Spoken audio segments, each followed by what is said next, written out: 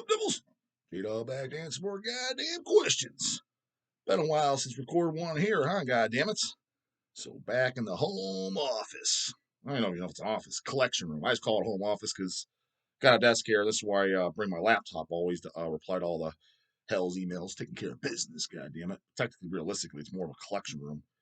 Just a bedroom turned into a collection room. Goddammit. You know what I mean? Dude, today I actually spent a couple hours. I've been needed to just fucking reshelve a lot of my LPs, the stuff that I bought in the last, I'm gonna say a year, but the last 6 months. Putting my color vinyls and picture disc sleeves. I do, and then re-sleeve the ones that need to do, and then alphabetize them. And fuck, I'm like, not gonna say I'm completely out of room. Well, the CD rack, actually, I am out of room. It's like that's why I see shit sitting on top of the disc and stuff. So I got to go through stuff and you know, either get rid of stuff that I don't, yeah, what is this? And re-listen to and crap like that. I definitely need to go through that. But yeah, I was chipping away at that. So any fucking who. And in the process of doing that, I busted out a copy. Somebody sent it to me a day or two ago, and I'm like, yeah, when I'm in the collection room, I'll dig it up and show it on camera. I was unaware of this just because I don't really pay attention, especially if I own the goddamn shit. It was on Amaya Kaya's channel. Shout out to Kaya, goddammit. She was talking about Cannibal Corpse and all the vinyls and stuff. And supposedly, because somebody sent me the goddamn video of the script, I was like, where is she talking about it? And what is it all about? And I discogs and looked into it. I was like, oh shit, I guess that is true. That Cannibal Corpse Torture is the only album that hasn't been repressed, or at least, yeah, I guess say repressed. I was gonna say Corpse Grinder years, but no, I mean they all have. I mean, Eating Back to Life, yeah, no, it has, because I'm thinking about obviously the Back on Black versions, but even those are long, long, long gone. Because Back on Black, like that was the first time Vile was out on album on LP. Again, dude, it was funny because in the early Hell's days, we were starting up Hells Headbangers. Again, it's a partnership between me, Easy, and Sea Dog. You know, you got three people involved, you're going to have differing of opinions. And my whole from kind of not day one, but kind of day one, when we first started doing releases, was let's put out the stuff that I really like that's never come out on vinyl or a repress of something. So at the time we were talking, that's why Regurgitation Tales of Necrophilia, granted, just came out whatever a few years ago and it's sold out. Got to repress that goddamn thing too. It's on the to-do list. We were talking about doing that in the first, second years Hell's started. Not Hell's Headbangers as the website, the distro, the online store, because that started first. It was about 2 years in, year and a half, 2 years. I mean, we're going back 23 goddamn years. Memory's a little fucking hazy exactly what exact year, what time happened. But yeah, year and a half, 2 years in is when we did the label side. Jim Sadis, Kanye, rest in peace, came up to us and asked us about the Spawn of Satan CD. Already told the story goddamn million times. Fucking common fucking knowledge. If you don't know that, I don't know where the fuck you been, brah. Anyways, started the label because of that. And then our second release, it was the Core Horror Abigail split CD. Correct me if I'm wrong. How do you not know? Dude, this shit all blurs together. You're talking about 16, 17, 18 years old. You're not thinking anything of this. I mean, you are, but you aren't. It's just daily, like, oh, just what I'm doing for the day. You know what I mean? That's what you're thinking about. You know what I mean? You got a day job, everything, it blurs the fucking together. Destructor Nuclear Storm was at the third then. I know that's the first, second, third CD, I believe, but I can't remember where the Nun Slaughter set next. That was the first vinyl. We did split 7-inch when that came out. All in that area, any of the fuck way. When we definitely started doing vinyl, I remember specifically even talking to Jim and Don at one of our goddamn McDonald's goddamn meetings. That was before they were the Christ Pizza days. We were meeting up at goddamn Puke Bomb Matt's fucking Christ Pizza, Valley City, which full goddamn circle is literally fucking in Valley City, where our warehouse is now for the last whatever 14 years, where the fuck we've been there. It's just like 3 minutes away because Valley City is extremely fucking small. First full circle, we'd go there. Puke Bomb Matt Jones, cool fucking dude, old goddamn metalist, loves Macabre too. So him and I get along on that. He had a pizza shop called Valley Pizza. Jim and Don call it Christ Pizza. Scrumptious goddamn pizza too. I must say so myself. Mm-hmm. We meet up at their fucking doing meetings there, after, like I said, initially it was McDonald's in Brunswick. Again, full fucking circle. It was the Brunswick McDonald's, which I live in Brunswick now. So it's kind of all fucking funny how shit comes full circle. Um, I remember talking about them, talking about ideas for, it'd be cool about, we talked about the regurgitation, tales of necrophilia, but then in my mind, and I know I said it, oh man, what if we do like stuff like the Tish on vinyl? Because again, goddamn Relapse, they weren't putting that shit on it. No Mortician existed on 12-inch LP. The closest you had to vinyl for Mortician were the goddamn 7-inches, which were basically pointless. The Zombie Apocalypse 7-inch and the House by the Cemetery 7-inch. What is even the point of those? It's got a few songs, just get the CD. You'll have all of them. So basically, if you have the 7-inch, only that, you're like, I have 4 of the songs out of 9. Why do I want this? Why do I want this junk? So basically useless, but dog owns, and of course, complete the goddamn collection. Would I do that for just regular bands I like say a Death Hammer or something? No. But a super band a super fan of? Yeah, of course I'll do that for. And so thinking back about pressing fucking records like that is that'd be the ultimate. And then, I think definitely Sea Dog. I'm not sure if Eazy-E definitely were kind of more like, let's sign newer bands. That was kind of their direction. So we did a little bit of both, so not as much as fucking would like. Having fucking said that, where I'm going at with this goddamn topic is that was brought up, I was like, fuck, maybe we'll ask him, because we licensed the cassette tapes. And like I said, Kaya was talking about it. So I looked into it, Discogs and shit like that. And that is busting my copy out to show that it goddamn exists. That Cannibal Corpse Torture doesn't, it's the only one that has our press, not available. Here it is. Fucking drool over your goddamn camera. Again, ever since it was when Bloodthirst came out, I bought that like release date or pre-order or whatever. I bought mine. I might have got it a little bit after. I bought it from a place called CD Now back in the day. Because it was the Japanese bonus track one. Dog still owns it, of course, goddamn it. It's got the Possessed cover Confessions. That's the Japanese bonus track. I'm like, why would I want the American version? I want the version with the extra song. So that's what I bought. And it plays CD Now. They'd sell the Japanese imports. So ever since then, I bought every single Cannibal. I'm not going to say I pre-ordered them all. A lot of them I did. But within the first month they came out, I bought it. CD and LP. And if a picture disc existed, at least that I was aware of, I bought it. You know what's funny about Torture? There's two things about this. So see this back photo? I think it might be a different photo. Maybe it's the exact same photo. It's the same, a different take, but with the car with the corpse license plate. I remember when this first came out. This was 2013, right? I think this is almost 2013. That's the year tour. The year I saw them on 2012. It came out, and so then the tour I saw them on 2013. Um, this is my favorite Cannibal Corpse band photo because it was like, yeah, they got the body in the car, license plate corpse. I wonder if that's one of the real guys' license plates. I mean, unless they just fucking photoshopped that in there, that's pretty goddamn cool.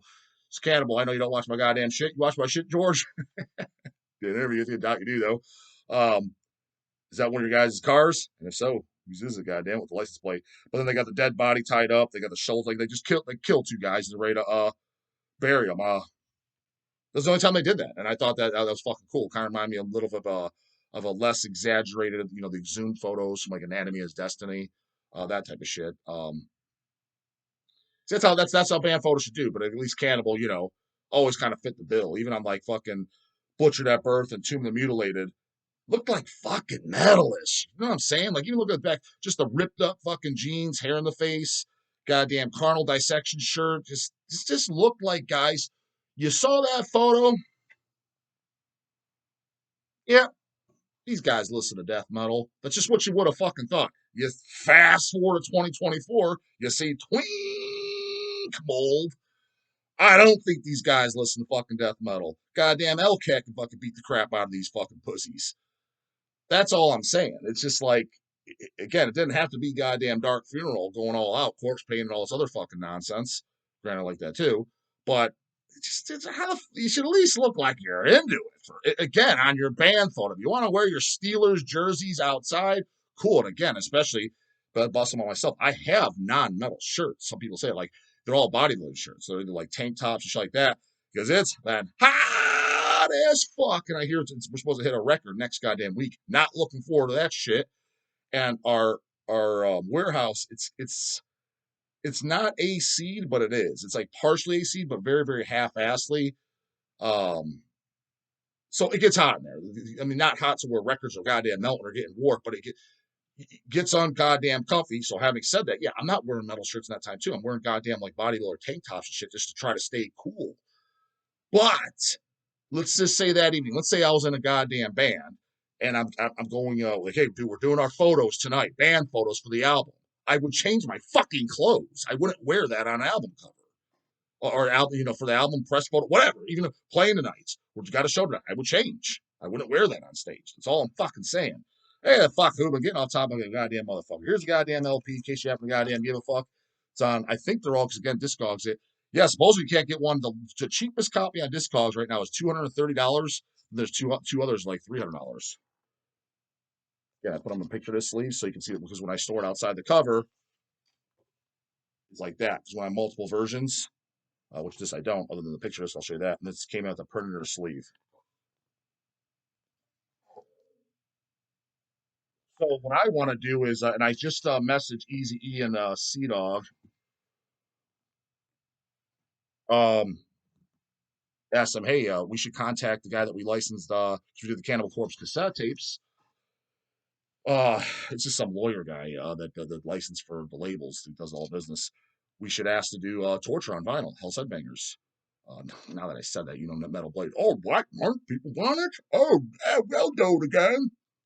Apparently, he had no goddamn interest in doing it. So give it over to Hells. Dog's got some good ideas, too. Here's the picture of this goddamn, in case you happen to give a fuck.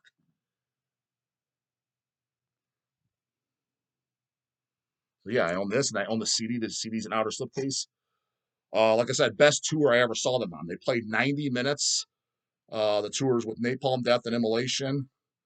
And that's literally the show, was that, where I Forgot More Metal Than You Know fucking came from. It was, we had the, it was at Peabody's, the old Peabody's, which tore down in Cleveland. We were able to vend. This is posts. What is this, 2013? What the fuck were we doing? Because when we started our fest,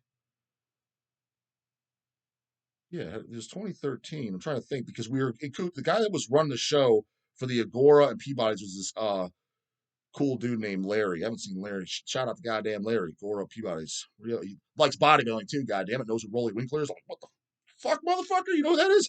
So him and I, hit that fucking Iron Fist, motherfucker. About fucking time. I'm tired of these out of loop fucking posers around here. Just knowing about stupid shit. The lame, trendy goddamn sports. Yeah, remember Albert Bell? Fuck Albert Bell, the goddamn horse he rode in on. Want to see some impressive fucking shit? Google Google Images, Rolly Winkler. He's retired now. God damn. Dog met him, of course, god damn it. That was his favorite pro bodybuilder. We're talking about, because I go the Olympian shit that he'd hope he wins and stuff. I was like walking around in a tank top. He is the goddamn winner. You would never think of me. Stupid fucking impressive. Hey, fuck who? We were in cahoots with them, and we vended at that show. And we're standing around vending. That's right when the fucking Void Meditation Sperm of Antichrist split LP just came out too. The demos on it. I remember as we brought him that show, and Lou from Manticore. I was the first one that bought one, because Dave was in Manticore and then left and then did his own project. So it was kind of funny, just joking around. And it was kind of cool. Yeah, he's like, yeah, we literally just came in, so we just threw some of the box. Oh, cool, we can vend a Cannibal. Why not? For shows free for us. We had good spots. We could vend. Fuck yeah. And I'll stand there talking to somebody. Maybe it was with Lou, and there was just some fucking Joe chick standing there talking, and standing there like 2 feet away from me. Clearly, could overhear my conversation, right? What I was talking about. And then she just says, "Oh, you don't even really look like you listen to metal." I'm like, I've forgotten more metal than you fucking know. You can see Cedar just laughing their fucking ass off. So I told that story on Hellcast, and that's when goddamn Ladle Lover, Adam Benson, goddamn it, made those stickers. I just told that story. I just said it right, because fucking don't talk to me, woman. You look like you're fucking 19 years old, and you'll be out of this in no time. And guess what? I've never seen her before that, and I've never seen her since. 2013. We're 11 years later, brah. Dog's still here. Round more than ever, goddamn it. You didn't know where to go. That's what I'm telling you. I'm fucking telling you. Half you fucks won't even be into this 10 years from now. Guaranteed. You can spot this shit a goddamn mile of fuck away. Anyways, let me know what you guys think. Cannibal Corpse, torture. Well, don't even need to be no fucking thing. The dog thinks it's a good idea regardless. Fuck, why wouldn't we want the Almighty? And I said Almighty, goddamn it. Cannibal on the fucking label with the HHR logo on there. But what I'd want to do, some Metal Blade, if you're going to steal my idea, which I'm sure you fucking will, I may as well just give the idea so that way it'll be good. Gatefold cover this time, because this is a pocket cover with a printed sleeve, so we'll do gatefold cover this time. I want one of those Japanese obi strips on there saying second pressing, whatever. Comes with a poster of the goddamn art. Cover art on this too. Yes, you see the cover sucks too. Use the censored cover. We'd put this piece of art somewhere inside, maybe behind the lyrics or something. But probably blow the band photo up more to where it's more obvious. Looks different than this back. But for the cover arts, for the actual outer cover, we would use the gory artwork. We would use that on the cover. Obi strip poster of the album art. And I think it's some shit like that. Don't just put it out in the sleeve, same thing. Here you go, bros. And then obviously a different type of color vinyl than the clear and red splatter. That's the goddamn dog's idea. If you're gonna steal it, which I know you the fuck will, at least do it like that. So, because I'll end up buying it regardless. I don't need some same old half-ass. Just crank it out, bros. And here's the thing, dude. Just put out as high quality as possible. I'll give you another little tip, fucking Metal Blade, which I know you don't know about, is use these covers. Granted, it's been a while since Hells has done it, but we've done it, goddammit. There's a place with covers called Stoughton Covers. Stoughton. Look it the fuck up. It's the best vinyl covers in existence. Hells definitely, you did it on the Mortician, Hacked Up for Barbecue. 2005 first, goddamn, spitting all over the goddamn place. 2005 first pressing, not the second pressing. We use the standard GZ covers like everybody goddamn does. They're good covers too. The Stoughtons are the best. Why don't you use Stoughtons all the time, dog? Two goddamn reasons. The biggest goddamn reason is they don't press the vinyl. So what does that mean? What does that mean, goddamn dog? Well, it means that we get a fucking a thing of covers. So say you do 1,000 LP, 1,000 covers shipped to the warehouse, covers outside of sleeves, and then there's the records. Press the records wherever the fuck you press them. Those shipped. Okay, what does that mean, dog? That means some fucking jackass, aka me. Well, it won't be me these days, but nonetheless, still on time. Got to sit there and hand assemble those, put them in plastic sleeves, etc., etc. That's a pain in the fucking dick. Time consuming as a motherfucker. Time is the essence around this goddamn business. So that's a motherfucking problem. So having said that, I'd be willing to do it for something like Cannibal Torture, though. These special releases like that. Got a few other things where I'm talking with big boy labels. I don't think anything's going to pull through, but maybe, which that was my idea too, Stoughton covers. But like I said, we did it on the Mortician Hacked Up for Barbecue, the Stoughton covers. We also did it on the very first pressing. First pressing, dum-dum. Don't come over here and say anything fucking stupid. Dog knows, dog was there, dog assembled them, dog's the one that goddamn put them out the goddamn door. So shut the fuck up, suck a fucking dick. Pro Fanatica, Enemy of Virtue. Not talking about the second book version. First goddamn pressing, goddamn it. When you're fucking sucking on your thumb playing with fucking G.I. Joes. Those we definitely did on the Stoughton covers. They're beautiful. Fucking it, throw it at somebody's head and knock them out like you just threw a goddamn 5-pound dumbbell at their ass. There you go, Metal Blade. I know you don't know about that. Stoughton covers, Obi goddamn strips. Like, for example, how we did on the Mortician Chainsaw Dismemberments. Best fucking pressing out there. Granted, Relapse's repress is pretty goddamn nice. Dog picked it up, of course, goddamn it. Got super fan of the Tish. Gotta have that. But our pressing is nicer. We have, I don't know if those are Stoughton covers. I don't think they, I have to relook. I don't think they are. I think they might be the regular GZs. But we did the Obi strips on there. Whose idea do you think that fucking was? And they look fucking slick. I must say so myself. Mm-hmm. So that's my idea for that. Sure, I'll get fucked in the ass, get stolen. But again, if they stolen, at least do it fucking good. But what I was getting at is like, say Metal Blade sees this, they're going to steal my idea. Like, wow, that's expensive. It's going to sell anyways. So let's just say, what do you normally sell it at? Let's just say you sell it at $25 retail and $20 wholesale. I'm just throwing out numbers. It's probably going to be something in that ballpark. Just mark it up $5. Retail it now for $30 and wholesale it for $25. When someone gets that deluxe packaging in their hand, especially if they're flipping through records at a store, someone myself, if they see a $35, $40 price tag on it, they're like, oh, I see why. This is fucking nice. As opposed to, you see some of those earache reissues, and I got no problem saying earache Al, that's my goddamn boy. But I told him point blank, talked to him about, I won't even get into that. But nonetheless, like some of the represses, you see them, I was like, it's just a standard cover, kind of thin, black vinyl, nothing special, and it's like $30 or whatever. I'm like, I was like, these are reprise. It's not like this is a new. I get it if it's a new band, like, hey, Desolus is out, first album. It's just cover record. You got to earn your stripes. But when it's Left Hand fucking Path or Symphonies of Sickness, it should be an elaborate thing. It's a repress for now the new guys that want to buy it for the first time. They're getting a beautiful fucking packaging, even though. But you have to pay a little bit more. You get the old saying, get what you fucking pay for. And the old guys like myself, they're now going to want to buy it again. Oh shit, this version is very, very nice. It's one of my favorite bands. I will buy it. Yes, it is nerd shit. It is like buying baseball cards. At the end of the day, it's goddamn pointless. But so is this entire goddamn life that we fucking live in. Rather that than be following politics and dumb shit like all these other fucking idiots do, or collect sneakers or cars. This is what I spend my money on. But I want a good product. So that's that. Hopefully it happens. So shout out to Kaya for the idea because I didn't think anything of it. Like I said, I bought that when it came out, like every Cannibal, and I didn't do them. I think we even got them in Hells too. I remember specifically pre-ordering that one, but I think Hells got those in stock too, like at wholesale, like we always do. So I think nothing of this. You gotta remember, I see thousands and thousands of records, so it just blurs together. When I heard that, I'm like, really? It's out of print like that to much demand.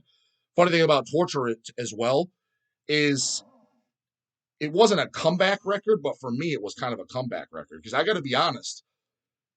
Kill, Evisceration Plague, and I wouldn't say Gore Obsessed, but Gore Obsessed was the first record where I was like, for me, was the first Cannibal Corpse album that had some filler songs. No songs sucked, but I mean, songs like, Drowning in Viscera, Sanded Faceless, they're good, but they're not great. The great songs on there were obvious, with Savage Butchery, Hatchet to the Head, Pit of Zombies, hence very first three songs. And then the slow song at the end, When Death Replaces Life, very good song too. Good lyrics too, I must say so myself. That was the first album where it started to have filler songs, and then Torture and Evisceration Plague, I felt had like a lot of filler songs, like where you're like, nothing sucked, but I mean, like Five Nails Through the Neck, you're like, eh. Is it the accusation chair or torture chair? Like there's something like, eh. Now it has strong songs too. Ironically enough, like on Kill, for example, The Time to Kill is now fantastic. The song Make Them Suffer is definitely one of the best Cannibal Corpse songs ever written. You can argue Make Them Suffer is literally the Hammer Smash Face, the fan hit of the Corpse Grinder era. My personal opinion aside, whether that's my favorite or not, it's definitely in the top 5 for sure of all Corpse Grinder songs. Even if it's not my favorites, I would have to say, what song from the Corpse Grinder era is more popular than that when I think about it? Maybe the title track Evisceration Plague. That's up there too, and that's a very, very good song as well. Um, but yeah, it'd probably be Make Them Suffer. But again, Evisceration Plague too. Yeah, like Priest of Sodom, gotta be honest, didn't really like the song. Doesn't suck, not a huge fan. But the title track, phenomenal. Um, what I'm getting at is when Torture came out, I felt like there wasn't really any feel. There was a couple songs. The Strangulation Chair, that's on here. That's kind of a filler. But Demented Aggression, the opening song, phenomenal. Scourge of Iron, they do that every set. That is absolutely fucking phenomenal. As Deep as the Knife Will Go, love it. Not to mention the goddamn good ass fucking song title. Followed Home and Killed, fucking love it. Crucifier Avenged, very, very good. It had more. I will say, yeah, I think the Tortured probably has a couple for Cannibal filler songs, but it had way less than I thought starting from Gore Obsessed, but especially Kill and Evisceration, where I was like, I was like, it's only got a few strong songs. The rest is just kind of filler. So I thought it was a really, really good comeback record. And then after that, A Skeletal Domain, I loved every song on there. And I've said that, A Skeletal Domain, from the last Cannibal album, now Chaos Horrific, down to Bloodthirst. So Bloodthirst to Currents, Cannibal, A Skeletal Domain is my favorite one out of all of them. Because the Skeletal Maid does it beat Bloodthirst? No, but I think all the records in between, all the rest of it, it's better than. So I thought that was fucking phenomenal album. So it was funny because I remember when Torture came out, I'm like, oh, they're getting back to task. I was like, they're picking up. This album's better than the last few. And then Skeletal came out. I was like, whoa, this is fucking great. And then Red Before Black, that came out. I was like, not as good as Skeletal, but very, very good. Only One Will Die is a very good song, up there in my top 15 favorite Cannibal song, Corpse Predator at least. That was an extremely good song. The last two, got to be honest, they have fillers on there again. Again, good albums, own them. Not disappointing, but definitely on both of them, I picked them up. Same old, same old. Other than with you can hear the obvious Rutan solos, and so that was different. You can argue if it's better or not. You can be like, yeah, this doesn't really fit Cannibal. Kind of sounds like later Morbid Angel, Hate Eternal. Don't know if it fits Cannibal, but I dug it. But again, kind of some filler songs. Um,